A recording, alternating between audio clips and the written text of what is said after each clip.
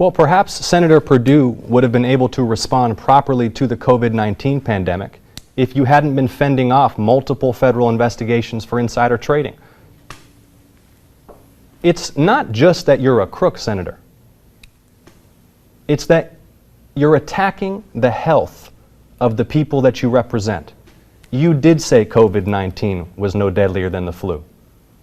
You did say there would be no significant uptick in cases. All the while, you were looking after your own assets and your own portfolio, and you did vote 4 times to end protections for pre-existing conditions.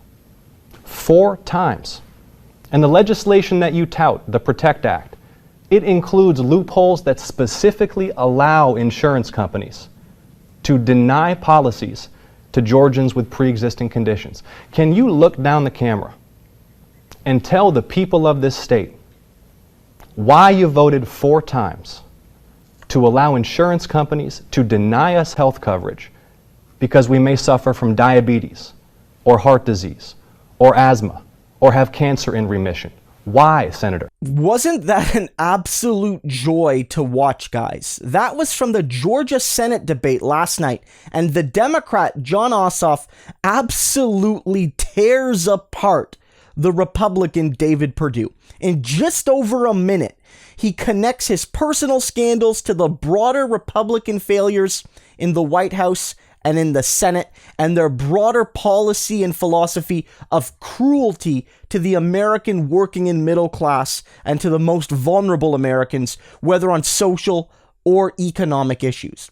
It really is a 1 minute and a bit distillation of everything wrong, not only with Perdue, of course, but with his colleagues in the Republican caucus in the Senate, and of course, with the man in the White House.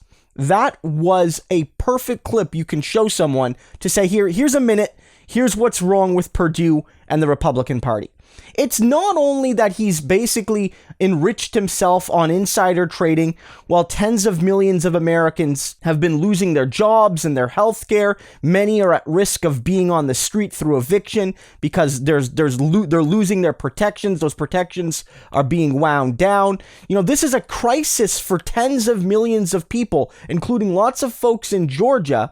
And this guy was using every bit of information he could get to make advanced stock decisions while downplaying the crisis that he knew would impact him negatively. So whether it's him or Kelly Loeffler, there were other senators as well that basically in public were saying, don't worry, don't worry, don't worry, it's not a big deal. And then they were dumping shares and buying other shares, knowing this crisis would be, very damaging and very long lasting.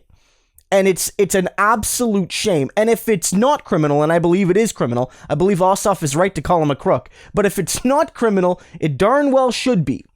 And he also notes here that, Perdue is part of this movement of science denial that has cost tens of thousands, if not hundreds of thousands of Americans, their lives, their livelihoods, their long-term health.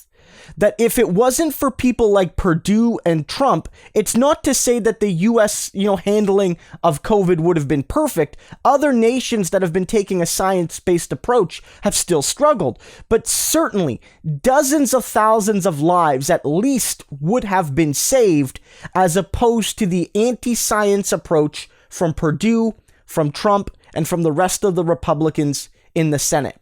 And finally, sort of connecting these two things, is you have a man that will enrich himself off other people's suffering, and you have a man that will deny the basic scientific reality of a crisis, thus putting lives at risk, and then will turn around and vote repeatedly and campaign repeatedly on taking away the pre-existing protections of people that need health care. Look, Obamacare was not perfect. Obamacare was bad in a lot of ways.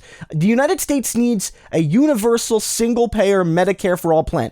Nothing less than that will do. But if there was one thing Obamacare did do right, it was give people pre-existing condition protection, which is something that really didn't exist before. So even if it's not perfect, it's better.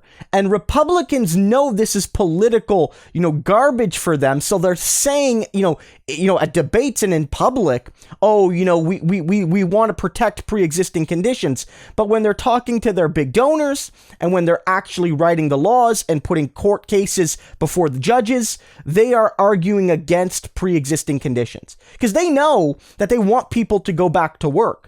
And they know that, there's potential health risks long term to getting COVID. And so they know they want to give companies and insurance companies and employers the ability to deny people coverage off a pandemic that they failed to handle correctly. There's a lot of focus on the presidency, and rightfully so. Biden should defeat Donald Trump.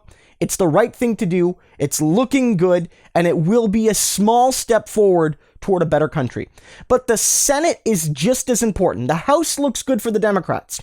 But if you don't control the Senate, Mitch McConnell and his ghouls will block everything. I don't even know if they'll let Joe Biden appoint a cabinet. They will be that obstructionist. It'll be legendary, even worse than under the last 2 years of Obama. Mark my words, it will be a horror show. So everywhere you can defeat a Republican needs to be defeated. And whether it's here, whether it's in Iowa where Teresa Greenfield can defeat Joni Ernst, or whether it's in South Carolina where, Jamie Harrison is putting up a real strong effort against Lindsey Graham, there are a lot of senators that weren't considered at risk 6 months ago that are now. So if you're looking for a high impact political donation you can make, whether it's phone banking or whether it's, cash or things like that, consider donating to people like Ossoff or Warnock in Georgia or Jamie Harrison or Teresa Greenfield. These are candidates that I think, for the most part, are far too moderate for my taste, but need to win if the Senate will be wrested away from Mitch McConnell and his ghouls in the Republican caucus. That's the big fight here. I'm actually fairly confident about the presidency, but the Senate is the real tipping point, and there the Democrats need a little bit more luck than they do at the presidential level. Ossoff is doing his part by tearing down an awful candidate. And don't forget, David Perdue was the one that mocked Kamala Harris's name. Maybe after this, we won't be saying his name at all.